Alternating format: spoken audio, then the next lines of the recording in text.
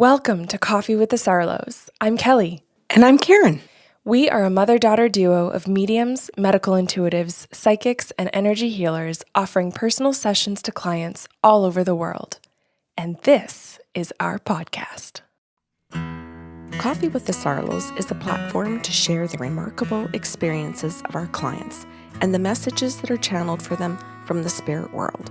These stories will make you laugh, some will make you cry, and some are certain to be an absolute butt-kicking with love.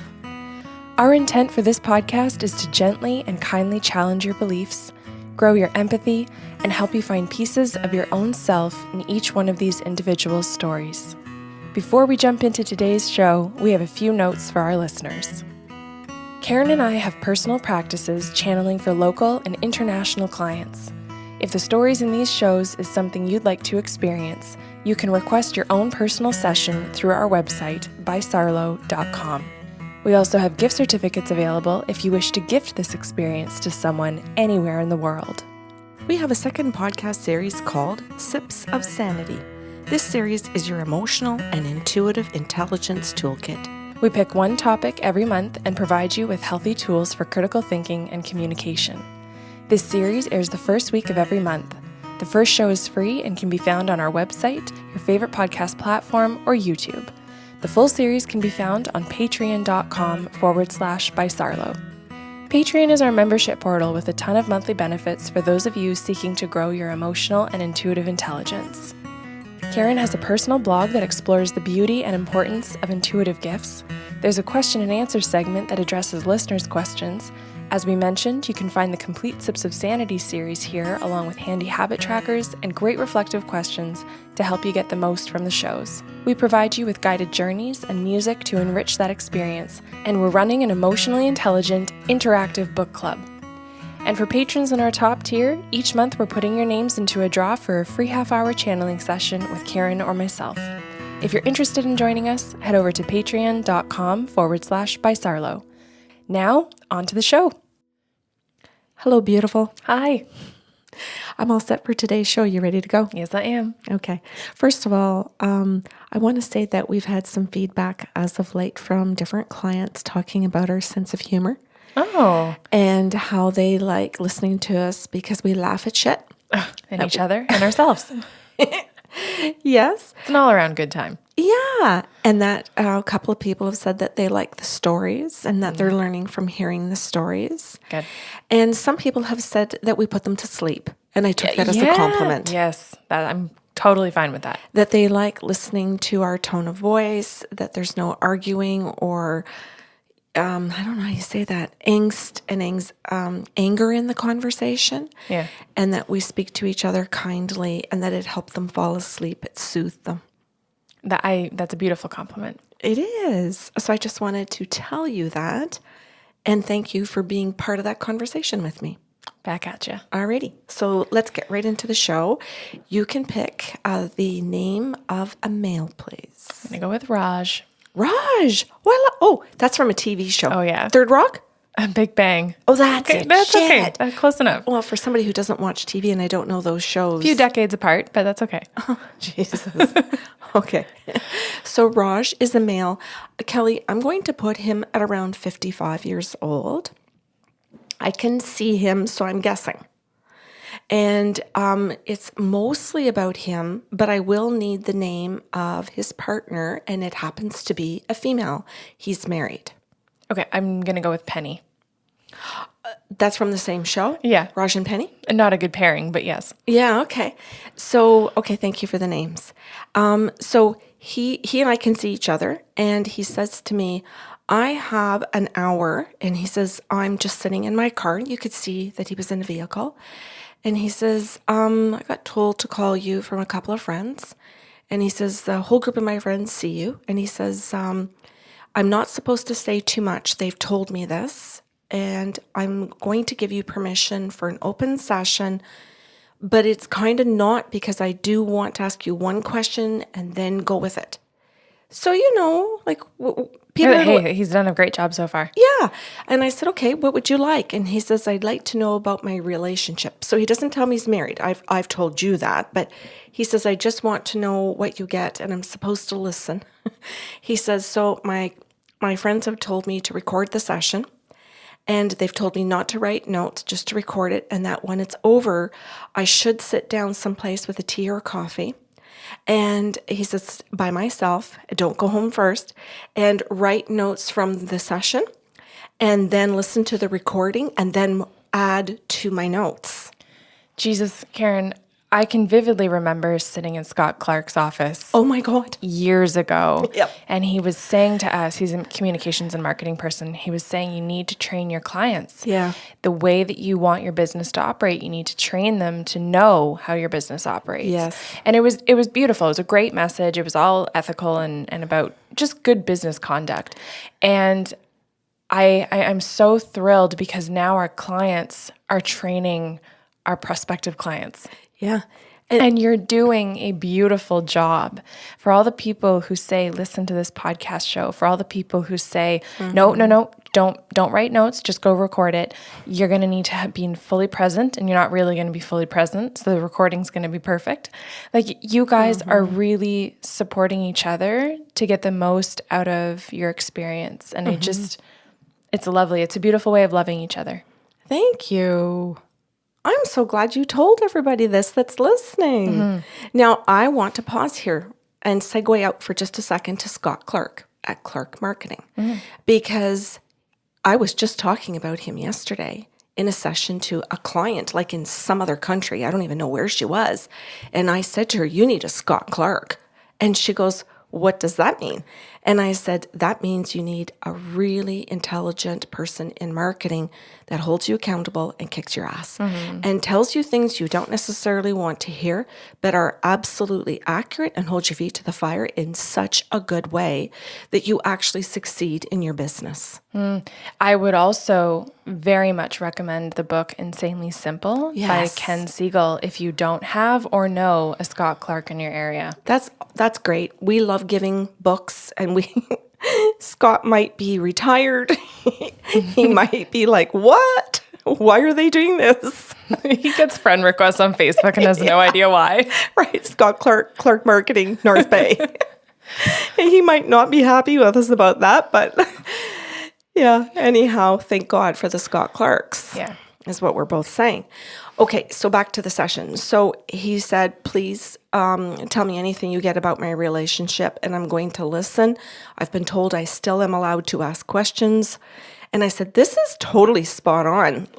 So I paused. I told him I was going to pause, listen to the guides, and then download the information for him, and that he still could interject to ask questions or direct it whenever he wanted.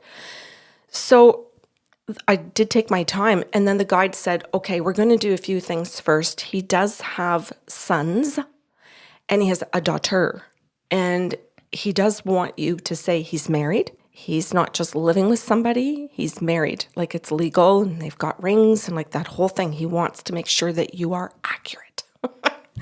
So I said, okay. I think it's funny that you called it that whole thing. Oh, okay.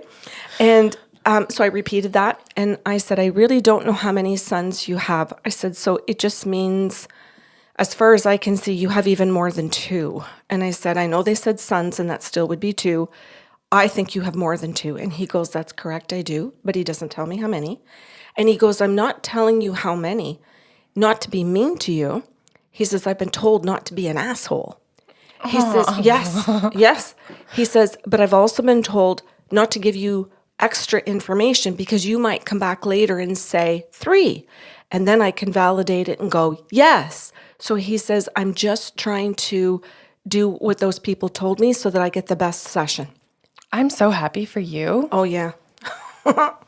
Yeah. And it was so, so important. I mean, these people, whoever they are, they prepped him for damn good reason. So the guides told me, I'm just going to say using all 6 senses here. Things like that his partner smoked at one time but quit. So I could smell the cigarette smoke. So I could say, oh, your partner had smoked at one time and then quit.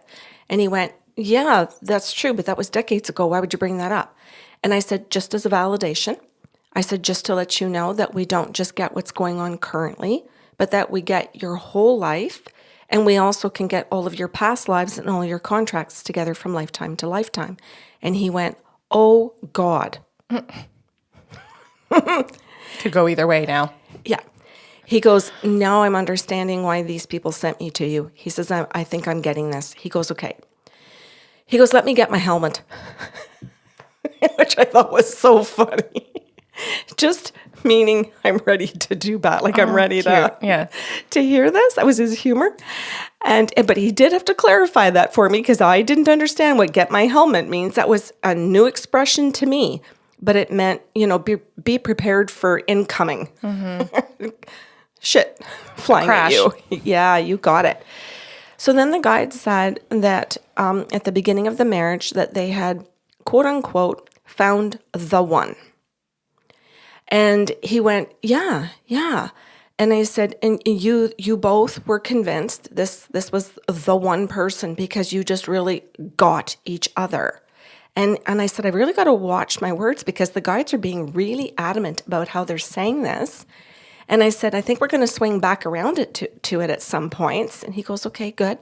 And I said, so at the beginning, like, she was just so lovely and she agreed with you. And it was what you and I would call love bombing, thanks to a Dr. Romani and a Patricia Evans and all of these beautiful psychotherapists and psychiatrists that are now educating us.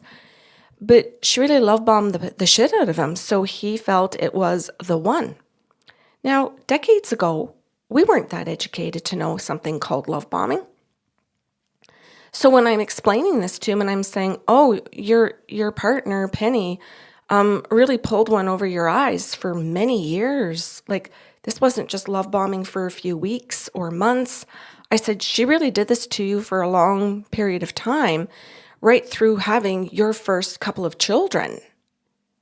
And he said, that's very true. I would say that things were fantastic for the first, at least 5 years of our marriage. And I said, but the change comes along. And I said, but it comes along so gradually that you don't see it or you don't want to acknowledge it. And he goes, yes. And I said, don't ask me anything for just a second. I need to listen to the guides. But you can ask your question when I come back. I promise. And the guide said, time out.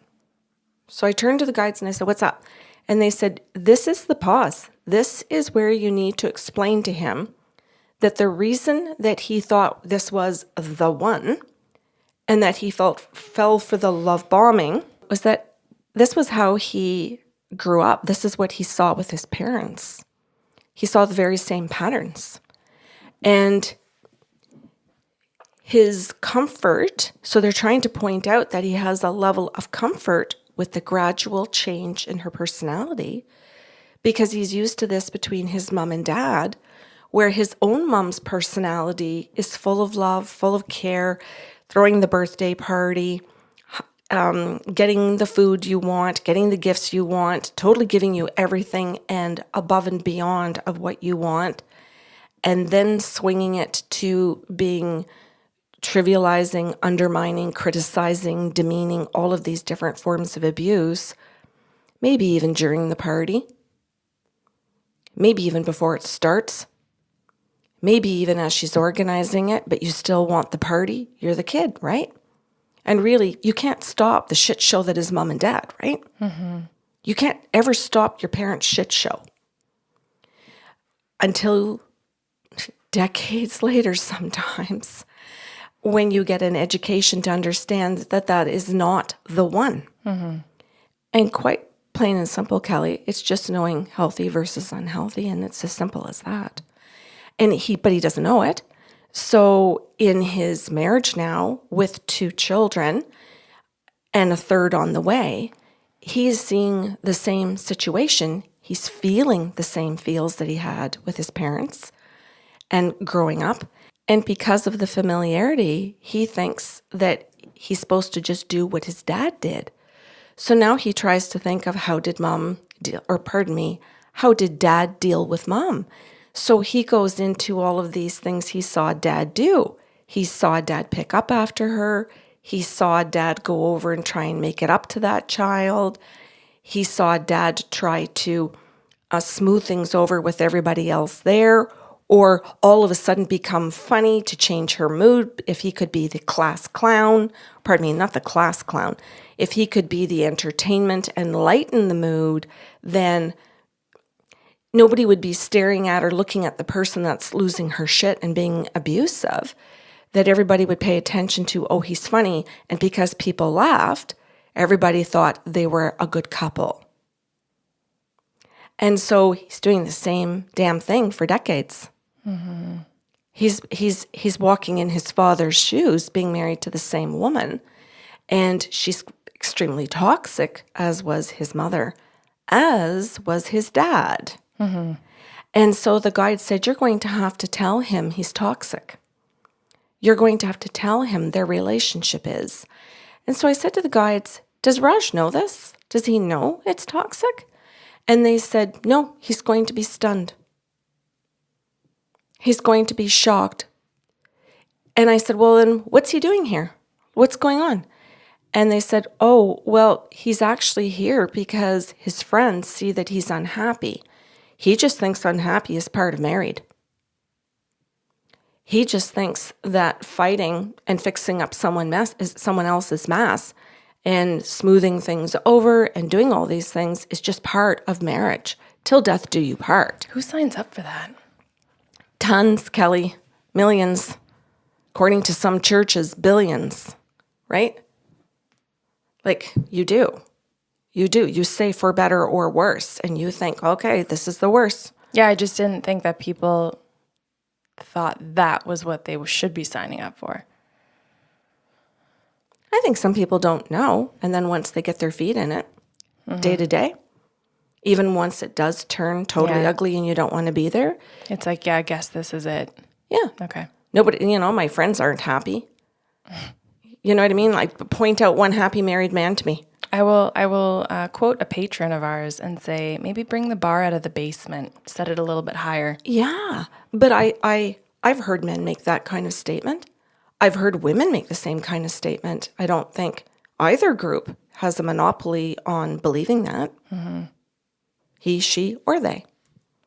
So I explained all of that to Raj, and with conversation in between where he asked, like for me to point something out or to give him an example of it.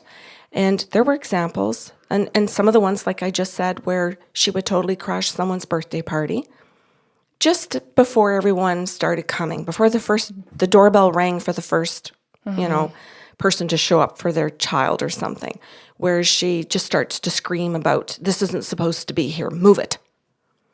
And I said, your wife orders you. I said, she orders all of your children. And I said, but in particular, she enjoys ordering you. That's one of her biggest forms of abuse. And I said, and she feels very validated in doing it because you behave like a child. And he just went, wow, brutal. And I guess fair. Okay, good. Some maturity here. Yeah. And I said, and the guides want to point out here that this isn't just the two of you in the house as spouses. You work together. And he just put his head down, Kelly, like, oh, shit. He didn't think the guides were going to uncover all of it, I guess. I don't know. And I said, you're both professionals. They're both very wealthy. They're both very successful in a number of ways, not just financially, but like in their community. They're both seen as being very caring. They give their time, like, that type of narcissistic personality where she's going to make it look like to everybody else that she's so fantastic that if he says anything about me, nobody will believe you, except his children and her children, except their partners and the grandchildren. And so he goes, do you think you could go into that? And I said, I'm going to go into the children in a minute. I said, but we got to go into the work environment. And I said, because you guys are bosses. She's actually the boss. And I said, so you co-own it with her, but you're not really a boss. You just go in and do your job and leave. And she handles the staff, but she abuses all the staff. And I said, so some staff will stay because much like you, they've had abusive parents and partners, and life is full of abuse. This is just more abuse. And he just sat there and looked at me and went, what the hell? You mean to tell me that, do you mean to say that my staff are being abused by her? I said, and by you. He goes, pardon me? He said, I don't say anything to them. And I said, well, that's a form of abuse. I said, you apparently don't know the forms of abuse to know which ones you participate in by enabling your wife to abuse, to be a bully. I said, you're an enabler. So yes, you're abusive too. And he just looked at me, Kelly, turned red as a beet. That's fair. That's a natural response to guilt, Yes. embarrassment, shame. Yeah. And he goes, so you mean to say that the people that have stayed with us for 25 and 30 years are probably people who were abused by their parents and by their spouses and by their own kids? And I said, well, think about it. If they weren't abused by other people and this wasn't their norm. Why the fuck would they stay? Exactly. He goes, oh my God, that explains why we've had other staff quit. And I said, for sure. And he goes, and it also explains why we've had staff quit like on the first day of their job. He says, like, they come in and they don't even make it to 4:30. He goes, so now you're telling me that they just knew the difference between your version of what you're saying is healthy and unhealthy. And I said, yeah. He goes, or abuse and not being abused. So then he says to me, Karen, I have to write people cards. I have to call those people. I have to apologize. Oh, wow. And I said, yeah, you do. And I said, but make sure you don't apologize on her behalf. And he went, what? I said, don't you dare sign that fucking card, her name and yours. And he goes, oh. I said, no. Your guides have caught you. Don't you dare say that you're sorry about her behavior. I said, you apologize for your behavior. You apologize for the things that you didn't do, the times that you walk out and you ignored it when you knew damn well that she was tearing a strip off of people and abusing them, and instead you went in to see your own client. I said, no, you apologize for the shit you pulled. And he goes, oh, okay, like this. And I said, no, Raj, let's make a list. And he goes, seriously? And I said, yeah. I said, let's make a list of all the ways that you are the abuser. I fucking love it. This turned into a detention. Let's make a list. Are we going to call it Karen's Detention? Yeah. Or the guides, at least. Okay, better. Totally true, Kelly. Better than Karen's Detention. The guide's detention. Yes, let's give them full credit. So they sat there and they went through the 15 forms of abuse with him and said, this is what you did and this is how you did it. So they would give an example of avoidance. And he goes, avoidance, that's a form of verbal abuse? And I said, it is, actually. Yes, It is. And so we would go through each one of them and they would give him an example and then they would say to him, and this is how you could have handled it in a healthier way. This is what you could have said to your partner. This is what you could have done in this circumstance. And his response is, where were you years ago? And I said, you could have picked up a book. You're a professional. You had access to online courses. The internet did not pop up in 2021, dude. And he's just like, holy. Business ethics? Yeah. Courses at college and universities? That's right. Small business office, chambers of commerce. I said, you could have had a business mentor. I said, instead of seeking help, you sought to bury all the evidence of the abuse. Oof. Oh, Karen. Yeah. And I'm so grateful, Kelly, that the guides use my voice because I don't sometimes totally know how it comes out of my mouth. If I think about Karen 11 years ago, Karen now, yes, but because there's an education there in those 11 years. But oh man, did they ever do an amazing job of identifying it for him and giving him some of the tools in that session to say, here you go. And then they gave him the books. They told him about podcasts. They told him about, like you said, these different courses, and that this really is on him to do his own work. And that one of the problems is that he's been in such a pattern of constantly trying to fix abuse instead of saying, how do I get healthy? And he goes, whoa, stop right there. Stop. And I just looked at him and he goes, I need a minute. And I went, yep, you take all the time you want. I'll do my own time out. And so he's sitting there thinking, and he put his head down and I start dancing. I'm just like, oh my God. Because my heart, like I can feel, if I don't even know how to describe this to people, but I know you get it. It's like his soul finally merges with his human. And you and I use it like if anyone's watching this on video, when you are abused, you come outside. So you're over here and your soul is back here. And you go through life living in this form. And then all of a sudden, when you start getting that education to know the truths, your soul re-enters and sits inside you again. And those are our happy dances with people. And so I'm just ecstatic. My arms, I know you're going to say to me at the end of this, Stop flapping. Your arms were flapping during that podcast. So I'll just try and maybe do it a little differently, but it's just a total heart dance. Yeah, and it's just on a human level, it's being able to witness the moment it happens for another person. So, I'm sure he'll have friends now after this podcast who happy dance in their own way for him. But we are privileged to see the moment it happens. Oh, yeah. And we are privileged to see all of his spirit guides going, yes. Yeah, where they all come together again and there is a connection made. It's like gold in my veins. Like it's just a deep breath. It's really funny.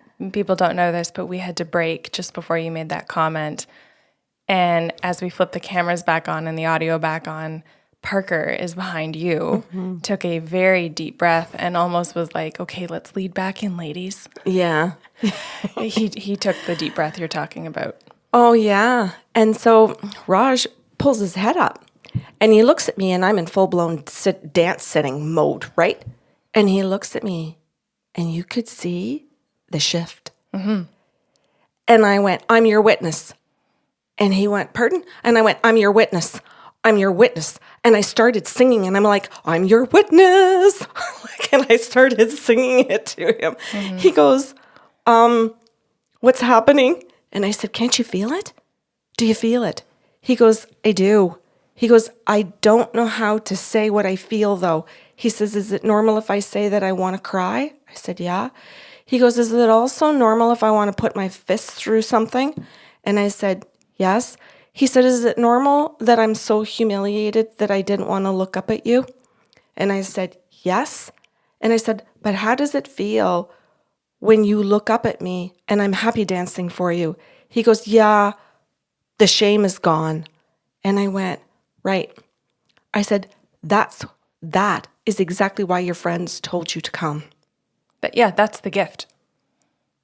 That entire package of emotions and the process that you have to go through leading up to the moment you realize, holy shit, I'm safe. Yeah. Yeah. And then everything is in front of you. Yeah. And then you can go in and get your education and understand everything because you're stepping out of that reality with the abuser. And you're no longer willing to do the enabling to be there. So he goes, do you think you could go on a little bit more? Could you go into the kids now? And I said, absolutely. And I said, the guides want me to affirm for you a few things because you're still looking for proof. And I said, which is fine. I said, so I do know because they're telling me that you have the second oldest, I think it is. It's a male. It's either the second or the third oldest. And I said, it's a male child. And I said, they're all adults, by the way. And he goes, that's correct. And I said, and they've all got partners. And he goes, yes. And I said, but there's one child that's moved very far away. And I said, I think to another continent. And they're thrilled to be not on the same continent as you because they do not speak to your wife. They don't speak to her, to his mom. And he said, that's correct. And I said, but your wife walks around and says that she doesn't speak to her son because he's abusing her. So I said, so she knows the truth. It's abuse. She knows what it is. But she doesn't want anybody to believe that she's the abuser. So she's gaslighting everybody. And he goes, what does that mean? I said, she's lying to everybody. And because you don't make the correction, you allow the lie to be perpetuated and believed. So I said, so because you don't stand up to tell the truth, your son now won't talk to you. Good on him. And he went, that's true. And I said, and I'm explaining to you why your son won't talk to you because you thought it's her that's not being nice, not me.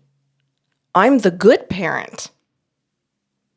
So you thought that when they grew up, they would still like you and have a relationship with you. And I said, but because of your snaky little ways. Oh, I went with weasel, but I like that too. Oh, I'm going to go with snaky here. I said, because of your snaky little ways of where you just don't think that you're the outright abuser, that you think your children are going to be okay with your behavior. So dad's good, mom's not. And I said, but your son and his wife know better. And so you have lost access to your son, his wife, your daughter-in-law, and their children. And I said, because they don't want your toxicity in their family, which totally made me think of Glennon Doyle. Beautiful. Yeah, create an island or a continent. Yes. Which one of her books did she talk about that in? Was it Untamed? Absolutely. Okay.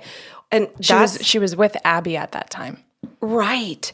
So Pardon me. Yes. So if anybody's interested even in more or learning more about that, that could be another wonderful reference is her book on how Abby and Glennon created what they believe is, they call it their island, meaning their family, and where they don't want toxic people on it. And they don't want to have to explain to their children how you get along with these toxic people. They're saying set your bar higher and find healthier people, which is so healthy, right? So I said, you are pretending that you don't understand your son's behavior. You think that after all these years of soothing him, treating him when his mom's been mean and abusive, and you take them for a cone instead, or you do something fun because mom's not home tonight. I said, you wore that role of I'll be good daddy and thought it was going to get you stuff until your son actually grew up. And I said, so what you're being faced with are adults. Interesting. Can I do a small correction here? Absolutely. You can change the wording, Yeah, whatever. I'm going to. He thought that this was going to carry him through the lifetime of his son, not until he grew up. He's finding out that his son grew up, began to be educated, know better, and went, yeah, fuck you. Yes. If you just reworded what I said better so it's more articulate, thank you so much. Okay. So he didn't understand that. And that was one of the things he wanted answered today. I think this is going to be a moment for a lot of listeners who maybe are on the fence about staying or leaving an abusive relationship and are Raj in the marriage. Even if you are single and living with your parents who are the pennies of the world, thinking, well, it's better than nothing, it's good they have family, and who just maybe aren't even considering leaving at this point. Your kids are going to grow up and know better. And you're the one they're going to resent more, the one who could get educated, the one who could be healthy because you have the capacity to. Right, and it's 2021. Grow the fuck up. Yeah, like 3-4 decades ago, 5 decades ago, we didn't know all of this. But we had opportunity to, and we certainly do have far more opportunity now. I was just going to say, the people that, I'll say of your generation, that talk about your parents' generation and say they did the best they could. Okay, wasn't really yet the age of information. Sure, I'll accept the abusive statement for what it is. In this day and age, if you're still walking around saying people are doing the best they can, it's largely untrue. Yeah. They are ignoring the information at their fingertips. Especially if they just even have the internet. Actively avoiding. Yeah. So then the guide said, could you please tell him about trauma bonding? And explain now that he trauma bonded to her because of the type of abuse that she was dishing out to him and their children eventually. And that's what he was looking for in the one.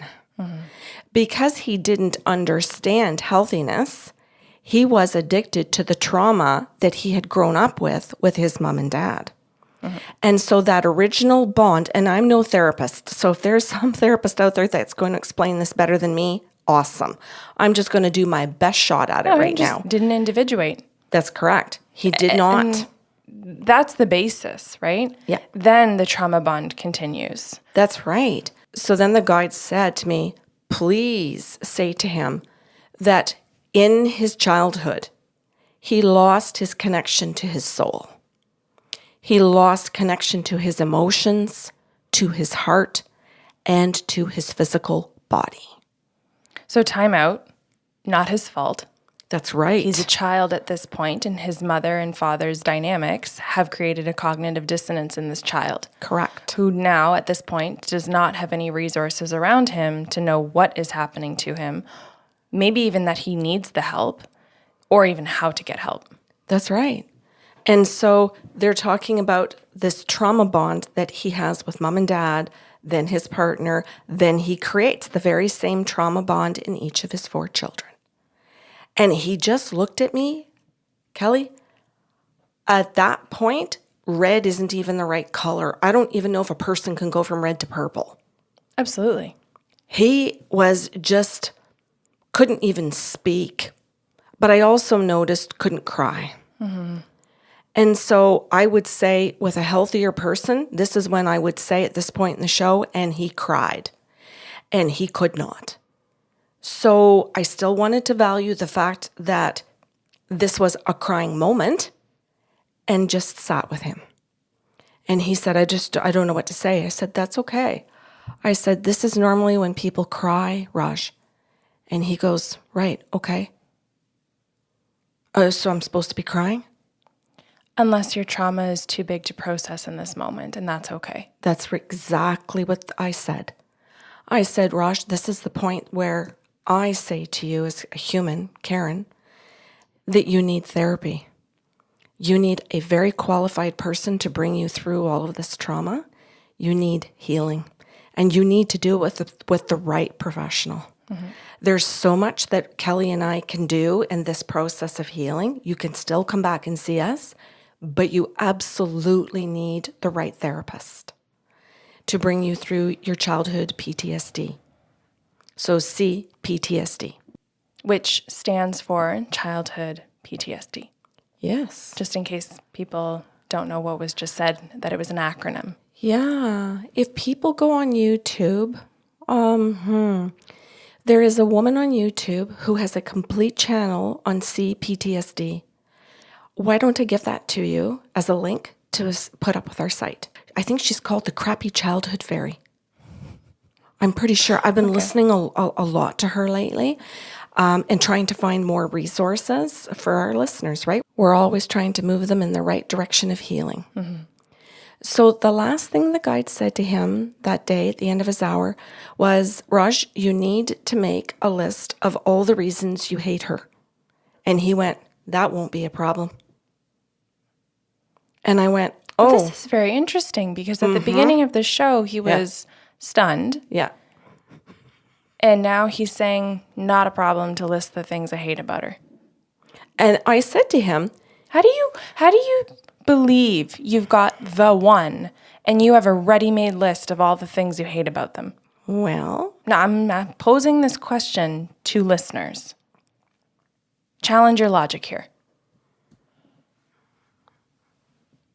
I love that you just did that. I know how. I know what's behind all that. I know you But do. I love that you asked them to do something like that. I love that 315 episodes in, you still respond like I'm posing it to you.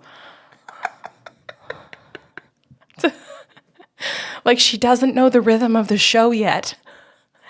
You know this about me. I do. So we just discussed that. And all I said to him after that was, I'll bet you that at the top of that hate list is the fact that you've behaved the way you've behaved. And as a result of the way that you've behaved, that you're most angry with the fact that you've lost your children. You've lost your extended family of in-laws and you've lost grandchildren. You've lost all these abilities to go to their games or to have dinner. And I said, they have like really cut you out. And he said, yes, what do I do about that? And I said, I only have like a minute or two left, so I'm just going to say something. Therapy. Dude, therapy. You cannot approach your child and say, oh, I saw Karen Sarlo and I'm fixed. After 30 minutes. Yeah. I said, there's no way. I said, your son and daughter-in-law are smart. They're going to want to hear, hi, I've been in therapy for a year, not even 2 sessions. They're going to want to see that you're committed to change, that there's consistency to this, that you actually have some new tools. They might even say, yeah, Dad, when you say you're fucking divorced. Yeah. You know, I want to first validate every point you just made because they're excellent. I also want to note, too, that as important as it is to say that the kids are smart, they deserve more. Right. If you are walking back into a relationship having been an abuser, passively or overtly, that person deserves a shit ton more than saying, I had a call with a medium. Yep. Like you said, Yes. Consistency, effort. Yeah, he has work to do. I said, Raj, you have so much work to do. You should not reach out to that child until you've actually done certain amount of work where you can say, and list all the things that you've done. Mm-hmm. Proving that you really are working at who you are. Because currently you just think that she's the abusive parent, not you. Raj, join us over in book club. Oh my God. Yeah, no kidding. So that was his full session. Fucking well done. Thanks. Yeah, and I realize it's the guys and you've downloaded all the information, but way to not even translate, way to just verbatim out of your mouth, so pointedly, and with so much compassion. You just have the whole package.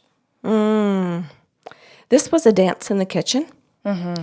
Sounds like it was a dance all over the place. Yeah, true. In the office, everywhere, Up the stairs, in the treatment room, up to the washroom after. Yeah, I sometimes there are clients where it just doesn't really matter if you ever see them again. I don't know, like it's just the type of session you have, right? Yeah. And then there are these sessions where it's like, man, I really hope I see him again. Mm-hmm. Like, I really hope he comes back or joins book club or shows up for a session and says, I checked out Dr. Romani. I got into therapy. I'm watching The Crappy Childhood Fairy. I'm listening to Les Carter. Like, I want those moments sometimes for the very human part of me. And I don't mean for my happiness. I mean to hear that he actually grew and that he showed up for his children in this lifetime. And for that moment where the spirit world and him stay stuck together. Yep. Where he doesn't get unstuck again because of someone else's illness. Cool. I'm going to go with the selfish ones then. You've listed the really nice, altruistic ones. Selfishly, I want him to see you again and say that he's done all these things because I like hearing that there's a healthy man in this world. Oh, yeah. I like hearing that someone in this world has connected to themselves because it makes me feel safer in this world, because it gives me hope that there's a community that I could be a part of in this world. I think it's a good thing to have those selfish feelings for any person who's been following this show for any length of time. I think it's why people listen. I agree. I want him back for all those reasons too. I know. Yeah. Well done. Thank you. And happy Saturday. Thanks for listening to Coffee with the Sarlos. If you enjoyed the show today, help spread the love with a like, share, or review of the podcast. See you next Saturday with a brand new episode.